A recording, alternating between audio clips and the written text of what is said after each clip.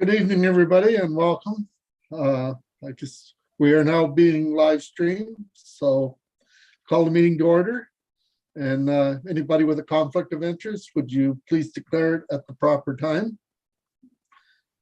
Our first order of business is we have a long report from Mike here. And I guess you got a presentation for us, Mike? Yes, it'll be short. You have the document and you've hopefully had an opportunity to review it. So I'll be as brief as I can and then open it up to questions afterwards. But it is a stormwater master plan for the town of Watford. We did do an investigation and a cataloging of all the storm infrastructure that is in the town that we knew of or knew to look for. And we did create a drawing or a figure that shows the location of all of that information. That we then had video inspections done of most of it. There was still a little bit of outstanding video work that was not able to be completed. We were having a hard time getting the timing of that done, but it'll be tidied up hopefully in the near future. But we've completed as much as we could. And we've analyzed the system based on condition and also potential replacements, looking at age, capacity, several different physical issues that you might want to consider, and come up with a recommended potential prioritization of improvements or replacements. And that's figure 2, which basically is a color-coded map that shows particular locations of projects that were identified and then prioritized. It is a living document, or it is adjustable. There are several factors that when you look at making improvements or replacements that need to be considered, and that one of the biggest ones would be the fact that you're going to be disturbing roads, and if there are other infrastructure replacements or improvements, whether it's road, water main, or sidewalks, any of those sort of improvements adjacent to or along these sections might want to or require the municipality to adjust the timing of these improvements. But we were basically looking at ours from a needs standpoint of the storm only. So again, there could be some adjustments. We took the top 5 projects and looked at them more thoroughly as far as their costing went. We looked at the individual projects to try and come up with an accurate number as we could. It is based on 2021 numbers, and inflation has started to creep up over this time period. So if you're looking at 2022, you might have another 8 to 10% at least on top of the numbers that are in this report. So we are now in 2022. So, that's something going forward that the municipality will also need to consider is the rising costs of this type of infrastructure improvements, as well as improvement projects. We also looked at any sort of maintenance that might need to be done or repairs in certain areas, and that included both repairs to actual piping, manholes and things like that, but as well as the open channels downstream of the storm sewer system, because the functionality of the open channels is directly impacted by the piping capacity, and the piping functioning is affected by the open channels. So that was included. We did document the condition and any of the recommended repairs in a catalog, again at the end as part of an appendix. And some of the budgeting and the time frame of those repairs might be dependent upon the municipality's budgeting process and staff availability and things like that. So again, it's adjustable up or down based on some of the financial figures and practical figures. So that's included. We did also, as part of our process, we were required to basically investigate the condition and the design of some of these older systems. And doing that, we were needing to know the timing of the previous construction and the dates they were built and the project numbers, so that when the municipality has cataloged all these things, they have reference to where to find the information. So if the municipality needs to repair a particular storm sewer, say on Michelin Ave, they know where to find that information. So because we were needing to do it, we felt it was worthwhile to spend some extra time to show that documentation. As well as part of the identification of priorities in future work, we also added not necessarily the top 5 projects, but other areas that should be considered to be improved, and say the years 6 to 10, whatever that might be, depending upon budgeting. It is a bit further down the road, but they are areas that certainly should be monitored and kept close eye on and adjusted. We do recommend that the report be reconsidered. Will be reviewed annually, and then maybe 4 or 5 years down the road be updated to show a more reflective report compared to what's been done in the past, and if any changes to the conditions being found, to update the report. But I think at this point I will stop and open up to questions.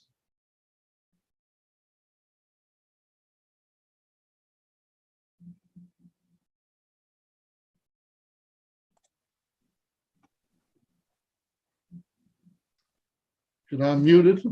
There's a lot to go through here. Did anybody have any questions on Mike's report here? Todd? I just wanted to compliment Mike on the report. It's very thorough and good plan for the future. Thank you. Thank you.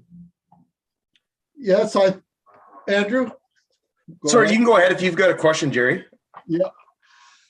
Yeah, it is a good report. And the only thing that I was looking at, our last 2 floods were back on McGregor Street there, and that drain that goes from McGregor Street down into the open ditch behind Brookside Retirement there. And it goes out, and there's another. I didn't slow anything up, I promise. I didn't slow anything up at my site, promise, Jerry. But it backed up into the new subdivision at Signet Court there, and McGregor Street had about 2 or more feet of water in it. True. And it's not on the report. And but that was a major storm that went through. I think we got more than 4 inches in 20 minutes. Yeah, I think maybe what is happening with that stretch is it is a bit flatter. So in a large rain event, it might be prone to what we call backwater effects. So if the channel, and there is like the open channel, what they call the north branch of the Brown Geriot drain that runs through the Brookside Retirement Community there, that is a relatively flat open channel, and it does have sediment in it, and it does have vegetation growth in it. And as part of our recommendations for maintenance of the system, we do recommend both that particular open channel, and I think one more to be done in the first year to get those channels working to the best they can. But that is the type of area where if it is flatter and it's collecting a larger and larger area into an open channel, then it will be prone to flooding during large rain events.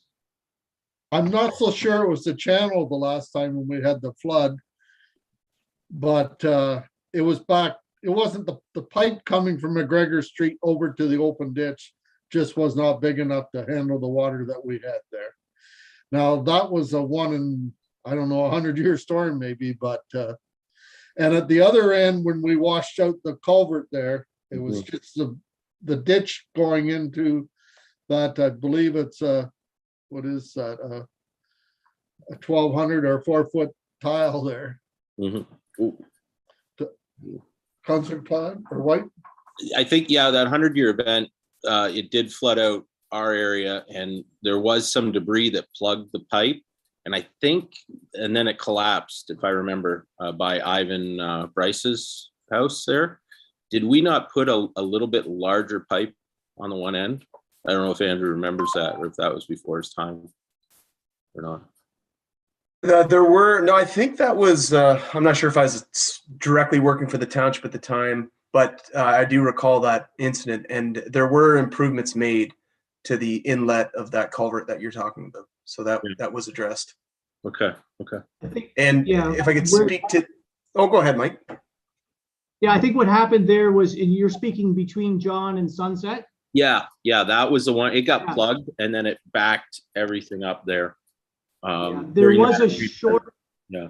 There was a short extension put on that pipe that was smaller, and it was replaced with a bigger pipe for that stretch. So there is an original 4-foot diameter pipe that runs sort of from house to house across Sunset, but then there was an extension on the upstream end that was smaller, that is made, and now I think it's more like 4.5 or 5 feet diameter Oh, for the good. extension. Because that was a slow point during that event for sure. So. Mhm. I guess all I'm saying, if we have a chance to divert some of the water from Scenic Court or McGregor Street into another direction, we should take it if we get the chance. Word, actually. Andrew? So yeah, I can speak to that a little bit. So since that time, the grading plans were not certified, and there was work to be done, which I'd say 99% of the work has been done. So the water has been diverted into the scenic system, as opposed to going into that catch basin that's been there historically. So they are getting most of the water over to the scenic court. But at the time, Scenic Court did back up, and it had 3 feet of water in the street there in the one spot. Yeah. On that storm, but like I say, that was a big storm.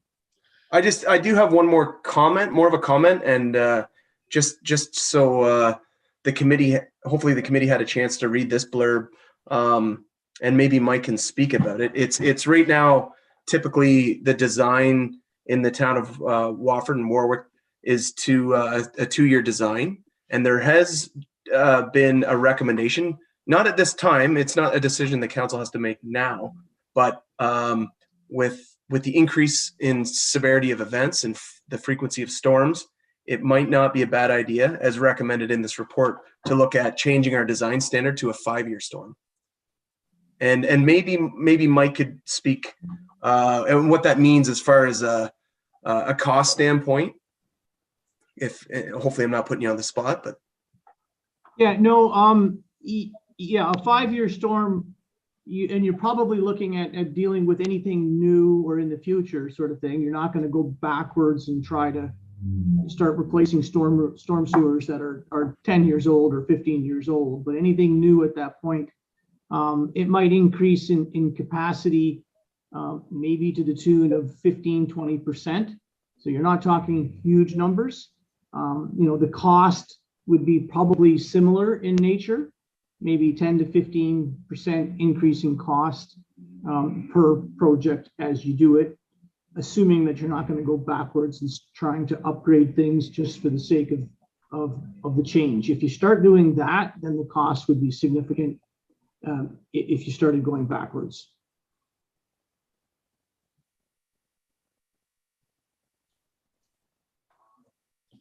Okay, thank you, Mike.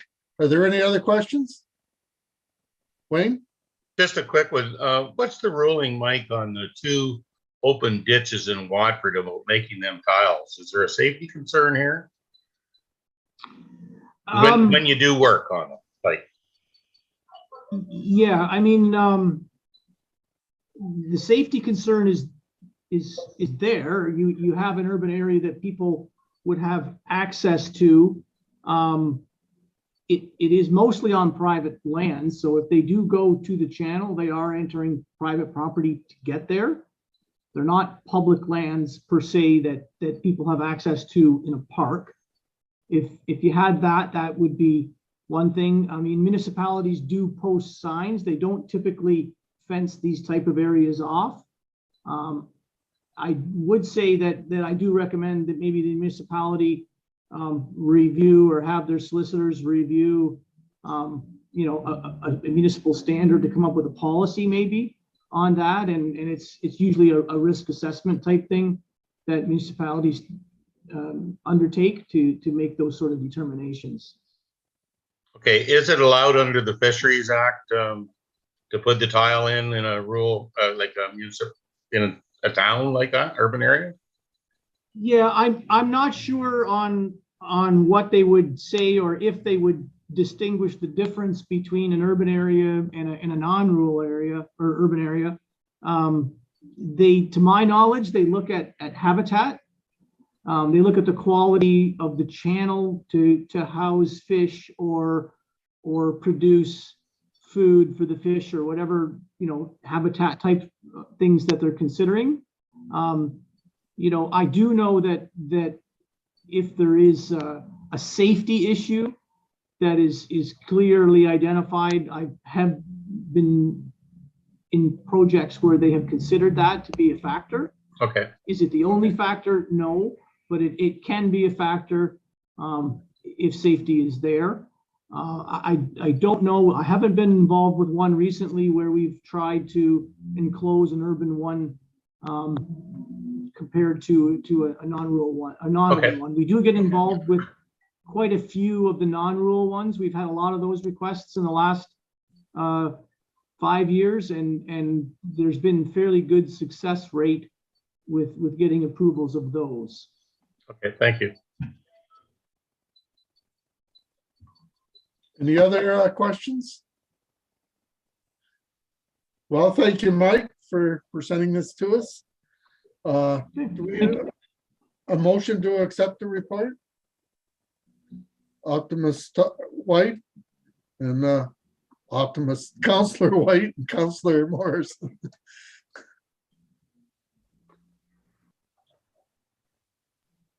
Thank you. All right, in favor? good night. Thanks, Mike.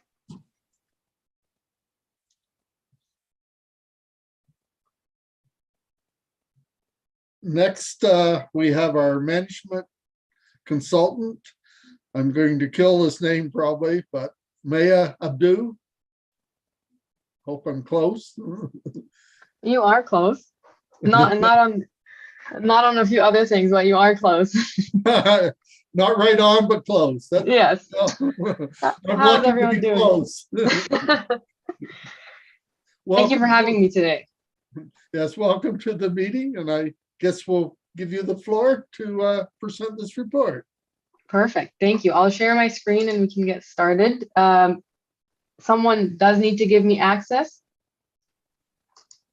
Amanda, you're shaking your head, so there we go. Thank you, Amanda. Okay, perfect.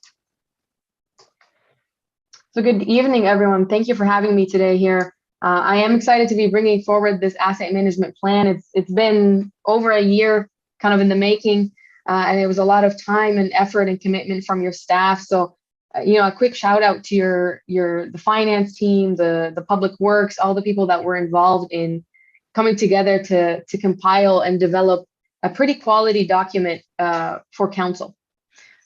So I'm going to be going over a few, maybe 10 slides to summarize what is about 120 page document. So I'll try to stick to the most important pieces. Starting with where you are in terms of this regulation.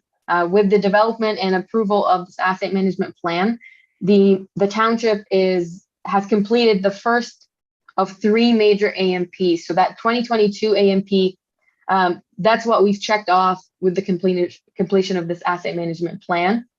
In terms of this Ontario Regulation 588/17, it requires that this plan have all of your current levels of service documented for your core assets.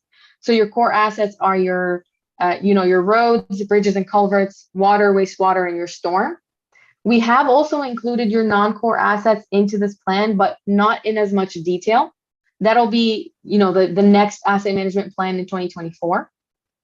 In this plan, we also identified how it is that you assess your assets, how often, what kind of life cycle activities do you perform on your assets, how do you prioritize, what are your risk and criticality models look like, And we've also documented some of your growth impacts when it comes to population and employment changes. So that's all within this asset management plan that we're presenting today. Come 2024, as I said, the focus will be on the non-core assets, still looking at current levels of service. And then 2025 is really the last flavor of AMP, and it will focus on all of your assets, but proposed levels of service being the focus. And there is quite a bit of work to do to get to that proposed levels of service. It requires municipalities to be able to define what their targets are going to be and how they are going to afford it, basically. Do you have, enough money and activities in place to be able to hit that target? So we've got a little bit of time before we get there. And this asset management plan is going to act as that foundation for us. In terms of this plan, in terms of the slides that you're about to see, and even going forward beyond this plan, just looking at your entire asset management program, we always wanted to look at it through the lens of service management. So we're not really concerned with what the asset is doing, but how its performance is impacting our services. So if you think of your roads and your bridges, those are critical assets that impact our transportation service for our people, for our goods and other things. If you look at your vehicles, fire being a major one, fire vehicles, those support the delivery of emergency services. So we're more concerned about how these assets impact our services. And there's really three main factors to look at. It's a trade-off between the cost, the performance, and the risk. So cost is logical, right? How much does it cost to purchase or to build this asset? How much does it cost to maintain it, rehabilitate it? And for some assets, there's a disposal cost that's associated. So by extension, that cost of that asset is going to affect how affordable our services are. So that's an easy thing to understand. Performance as well. So when we look at performance, it's not just the condition of our assets, but it's also things like energy efficiency, capacity. All of these things are different elements of performance. I know in the previous delegation before me, we talked about, or storm capacity was spoken about in terms of design specs, in terms of resilience. That's an aspect of performance that we have to account for, because that's ultimately going to impact that level of service that we're able to provide to our residents.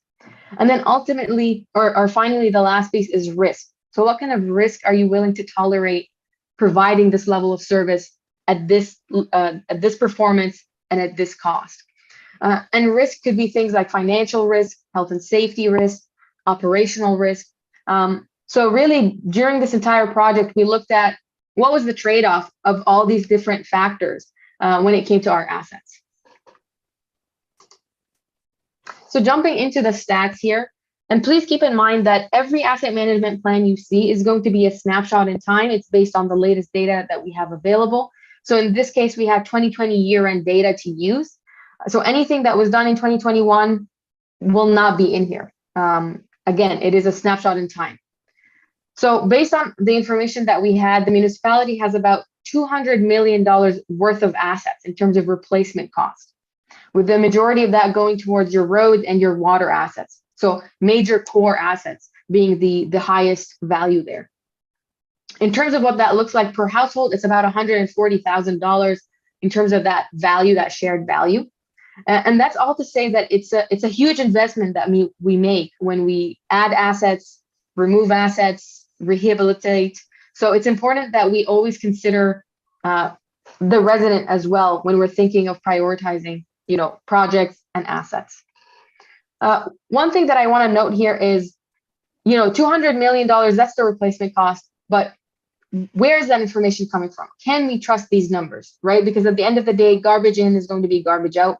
And we want to make sure that the outcomes of our plans make sense and we can use them for, capital and strategic planning. So with the information that's going into this plan, almost all of it is coming from either user-defined or unit costs, meaning unit costs from your latest tender prices, from your latest projects, or your latest studies. So road needs study, OSIM inspections. Only 4% of your assets were actually or used CPI or inflation to inflate that replacement cost, which is great. That's not typically what we see. We usually see, between 50 to 60% of assets using user defined. So we can trust that the information going into this is pretty reliable. So that's the cost element. Looking into the performance element, and a big piece of performance is condition. You can see that in that graph at the top, that colorful one, that a lot of your assets fall in that yellow, blue, green sections, meaning that a lot of your assets are in fair condition or better. And actually about 81% of your assets are in fair or better condition. And again, that's a great stat. We don't typically see it that being that high for municipalities in your region and in your size. So that's great. You'll see on the right side of that graph as well, we've compared it to the Canadian average based on the 2019 Canadian Infrastructure Report Card that the Federation of Canadian Municipalities develops. So you can see that the numbers are more or less in line, that the township is very similar to other municipalities within Canada. So you can see, for example, the storm, the sanitary, for example, 6% being in poor or very poor for the township, 9% being poor or very poor for the Canadian average. So very much on par. We always want to take that with a grain of salt, though, because those Canadian averages, we don't know if it's based on age. We don't know if it's based on assessed data. It's always important to know what your source of data is. And that's really why I added that table at the bottom there to show where your data is coming from. Because again, garbage in is garbage out. So we want to make sure that we're using reliable information. So you can see for your roads and your bridges, the majority of those assets were assessed using, your 2019 and 2020 OSIM inspections for your bridges, 2020 road needs study. You can see 100% of your buildings were assessed using building condition assessments. And then the rest of your assets were assessed by staff assessments. So internal staff assessments, which can be just as good as external assessments. But notice how for your storm network, for example, for sanitary, we've relied completely on age-based assessments. And as we know, age is not always the best determinant of performance or condition. Sometimes you might have assets that far outlive their service life, but they're still functioning as required. And vice versa, you might have assets that you recently just built or purchased, and they're failing prematurely. So we want to always try to get more consistent and accurate information where we can. Now, taking that $200 million of replacement costs and tacking on any rehabilitation costs that we can actually schedule. So recommendations from OSEMs, recommendations from road needs studies, et cetera. Taking that entire value, dividing it by the service life of our assets, we get about $4.6 million in terms of average annual capital requirements. So that's how much you need on average annually to maintain or manage your current level of service. And to explain this graph a little bit, you'll see at the bottom, it's showing about a 90-year time frame. The reason we've shown it this way is because that's the amount of time it takes for all of your assets to reach one full iteration of life. So this is all of your assets on this graph. And each bar graph you'll see has a specific color that is tied to a specific category. So that light green that you see everywhere, that's the road network. The dark green is the buildings. You see some blue at the bottom. That's your bridges and culverts. So each bar shows a 10-year time frame. And so what we want to ask ourselves when we're looking at this is, are we prepared for those peaks? Do we have enough money in reserves potentially to be able to manage and be prepared for when these assets need rehabilitation or replacement? And the simple answer is no, we are not prepared. And that's very much true for every municipality in Ontario, and for a lot of municipalities in Canada as well.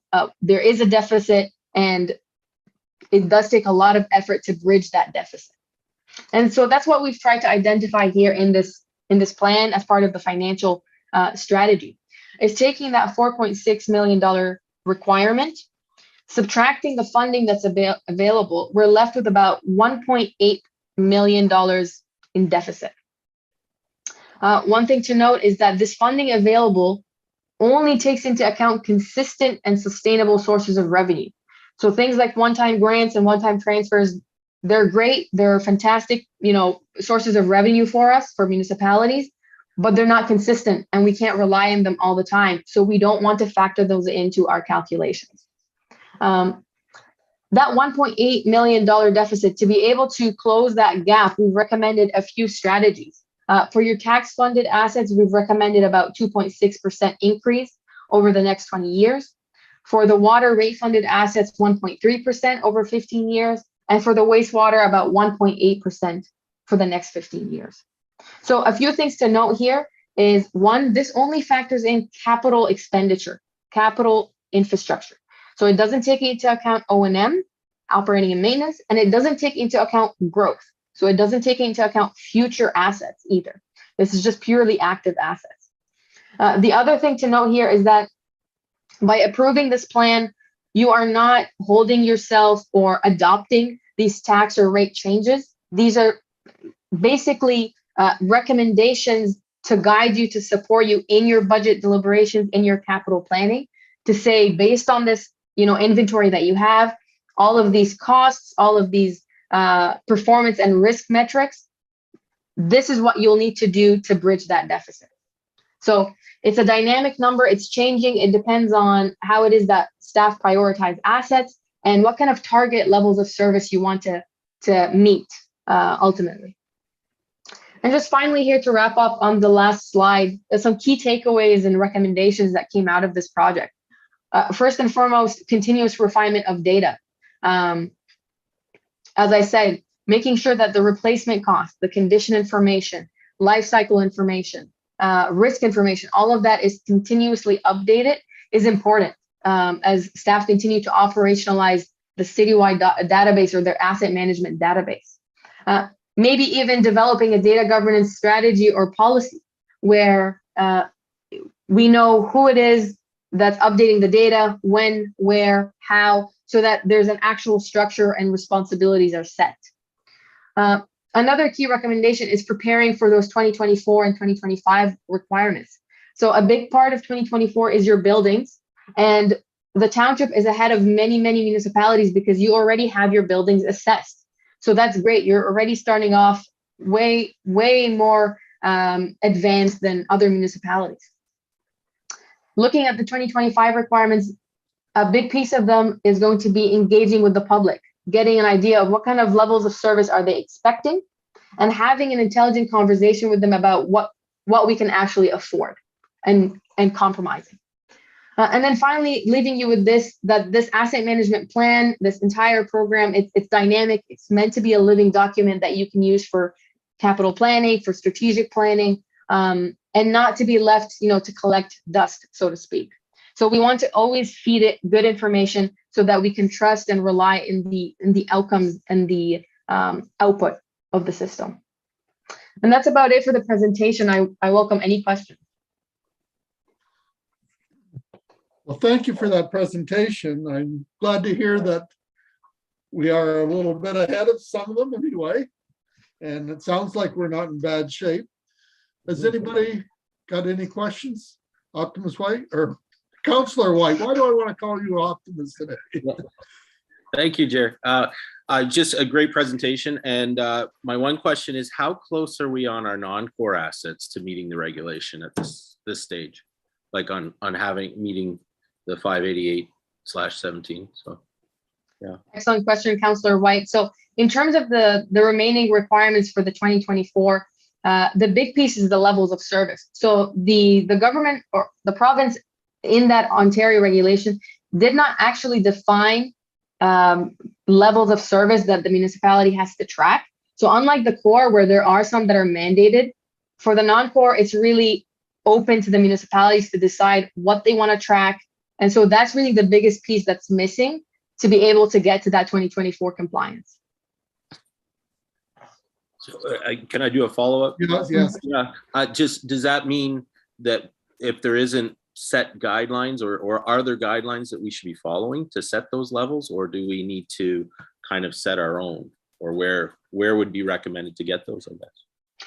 So there are definitely best kind of best industry practice in terms of metrics that a lot of municipalities can track. It's information that they already are tracking for various other organizations. So you might as well take advantage of it for OREG as well. So there are definitely guidelines out there. And certainly when you work with consultants such as ourselves, we start off with those foundations.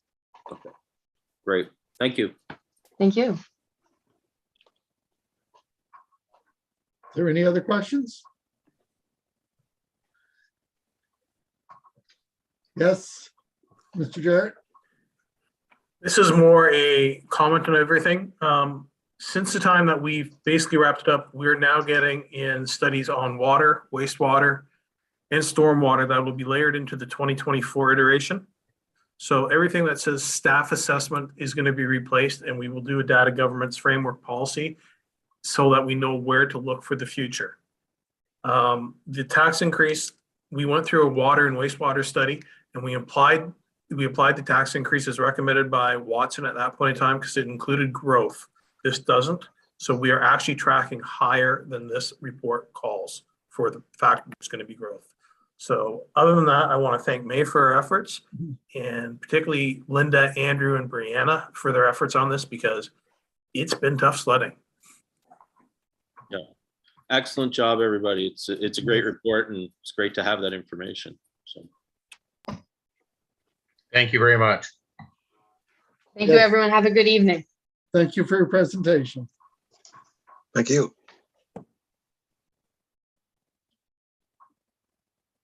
All right, next is our Public Works update. Do you want to speak to that, Andrew?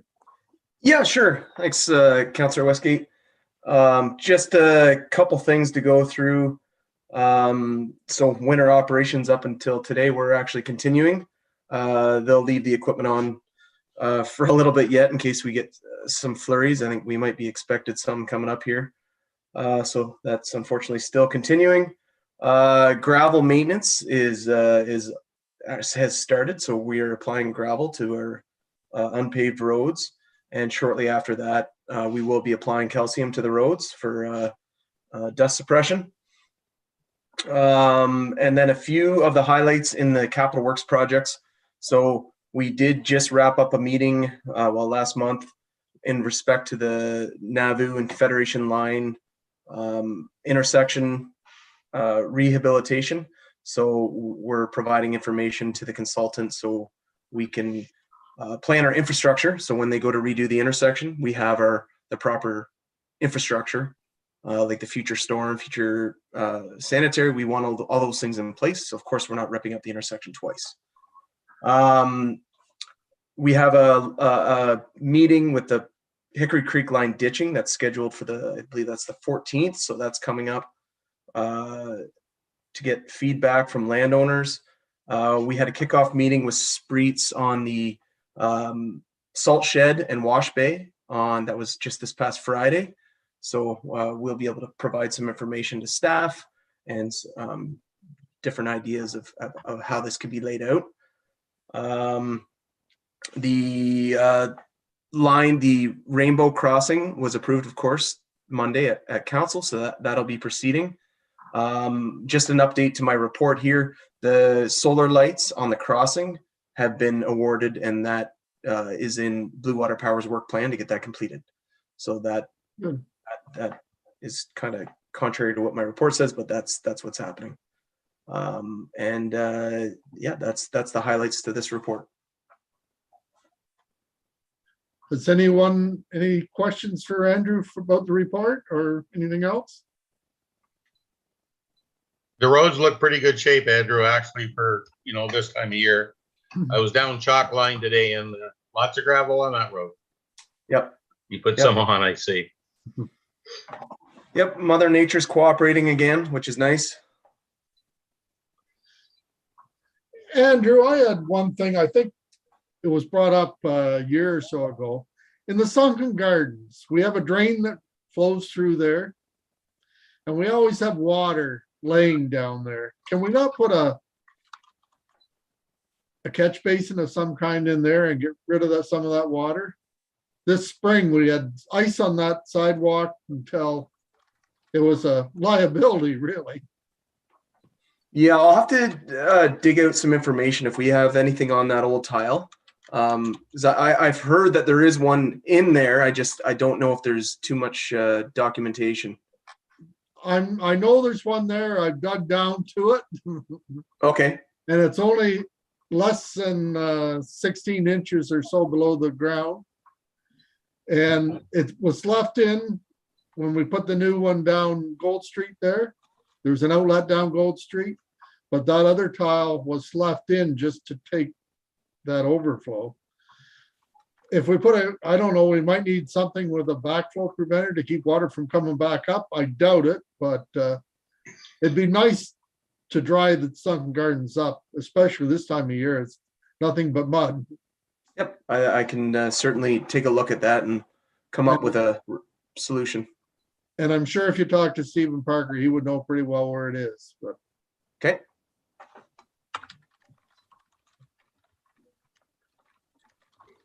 Has anybody else got anything else they want to bring up? Okay, we'll go on to Front Street parking lot restoration. Yes, Amanda. I'm sorry, you're muted.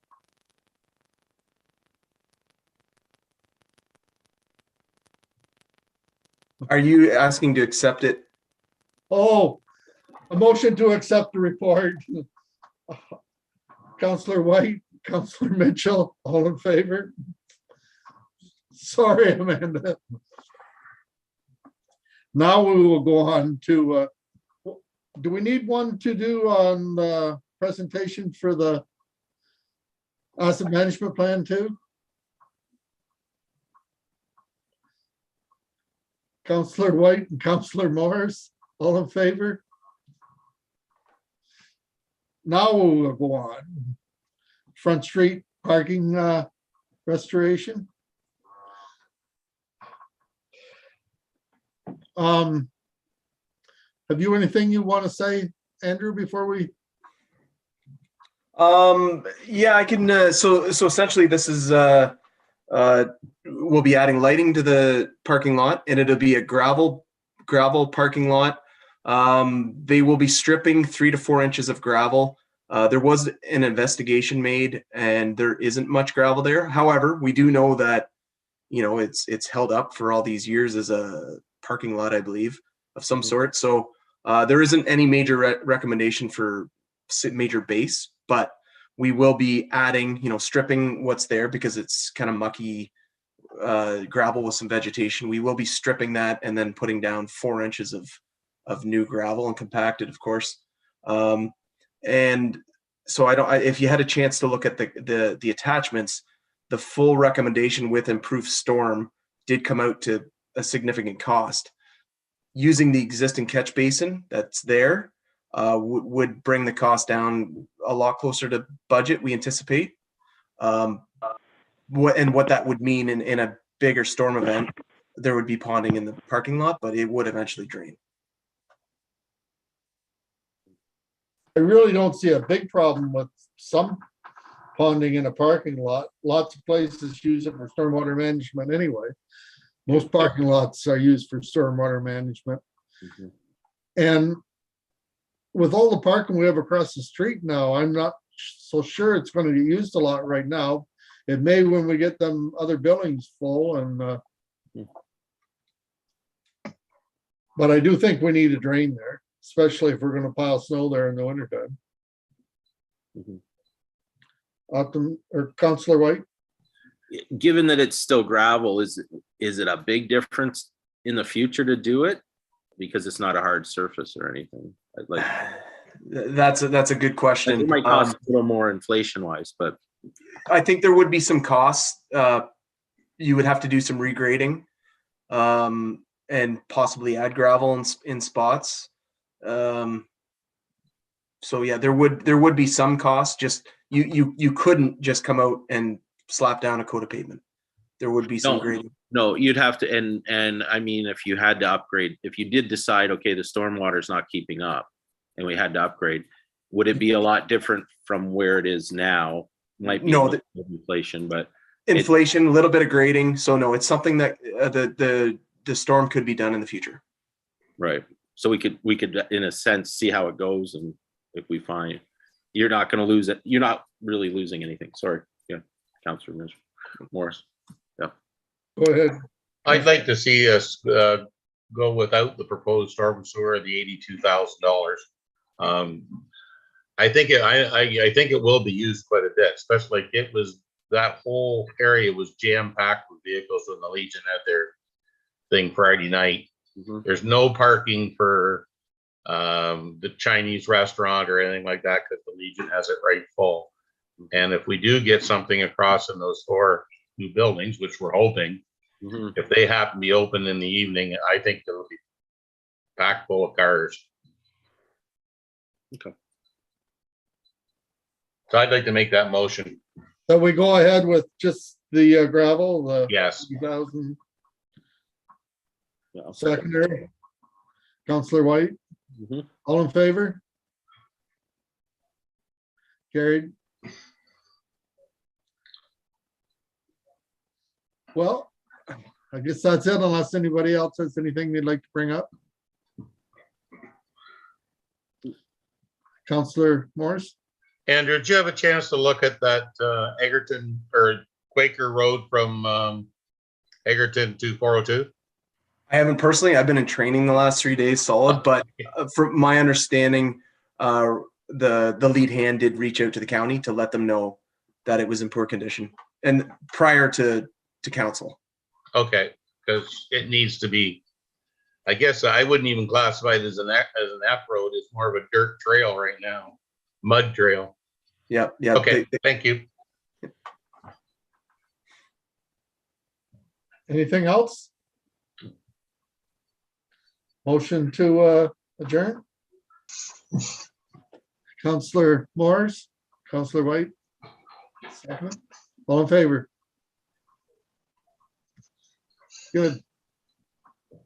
Thank you. Right, folks.